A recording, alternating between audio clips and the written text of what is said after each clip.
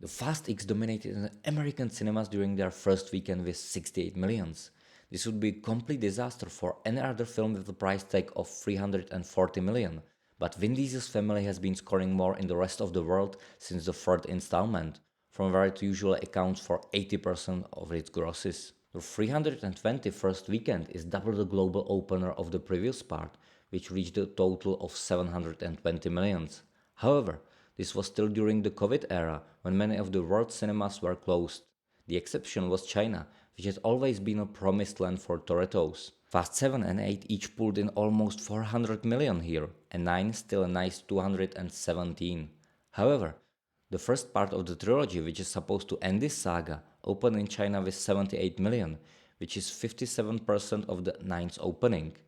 It is therefore quite likely that Fast and Furious 10 will end up both in the USA and in China under 200 millions, which is definitely not a good news for a film with such a huge price tag. So the Fast X is still far from winning, but outside of China and the US, it did a lot this weekend. But it will still depend on how long the Torettos will rule in the foreign cinemas. Second place was taken by Guardians of Galaxy with 32 million, which is down just 48% in its third weekend and will continue to collect good numbers until the arrival of animated Spider-Man on 2nd of June. In total, they are already at 659 million, and if they maintain a similar pace for a few more weeks, they will attack the 800. The great reviews and audience enthusiasm suggest that Volume 3 will surely be the lousy Thor Love and Thunder at the box office, which they certainly deserve. The third place is held by the indomitable Super Mario with 10 million, who thus got to the overall $1.24 billion, which already made it to the 22nd place in the historical charts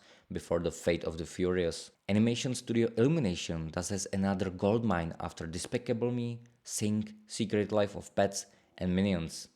We will see how the previously sovereign Pixar competes with Elemental in next month. The Books Club sequel, starring Diane Keaton and Jane Fonda, came in fourth with 3 million. However, a 55% drop means that creators will be happy as hell if they climb to at least 20 million in the US. It also doesn't look like it can be saved from the rest of the world, so after the phenomenal success of the first one, the second one is the requiem of the series. The fifth, Evil Dead Rise, adds another few million to the coffers, which certainly makes Warners happy. The well-reviewed series Ash vs. Evil Dead and Rise prove that this series still has a lot to offer. By the way, Bruce Campbell, the actor of the iconic Ash Williams, has a voice cameo in Rise. Dog Protector John Wick improved by one place compared to last weekend. The latest installment's additional earnings make the fourth-part saga the 41st film franchise to gross over 1 billion worldwide.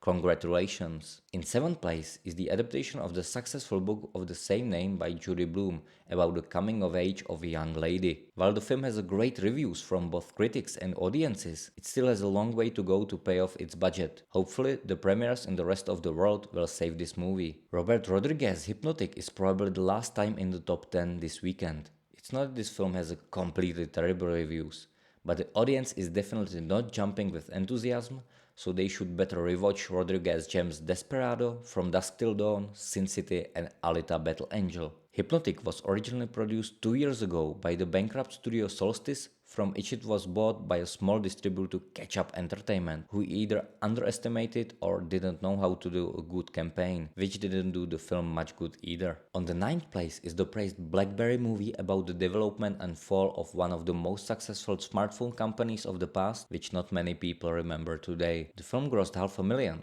but only from 500 theaters, which given the small budget, still give it a chance to break even if it has a good run. The top 10 is rounded off by a romance with the most successful Indian actress and the most successful Canadian singer. The film is still making some money outside the US, so it may still break even. However, it is certainly not a success. Next week, everyone will be wondering how the remake of the classic fairy tale The Little Mermaid will fare, which has been surrounded by great controversy since the release of the first trailer. Disney, however, has so far celebrated either huge successes or small failures with live-action remakes of their classics. The first weekend is so far estimated at 70 to 90 million for the US, and the overall domestic gross is at 235 to 305 million. So the rest of the world will decide whether it will be included in the first or second group for The Mermaid, which should have a price tag around 200 million. I estimate that Disney will hit the bullseye again, even if The Little Mermaid will not have a very good review ratings because of the expected review boycott of some people.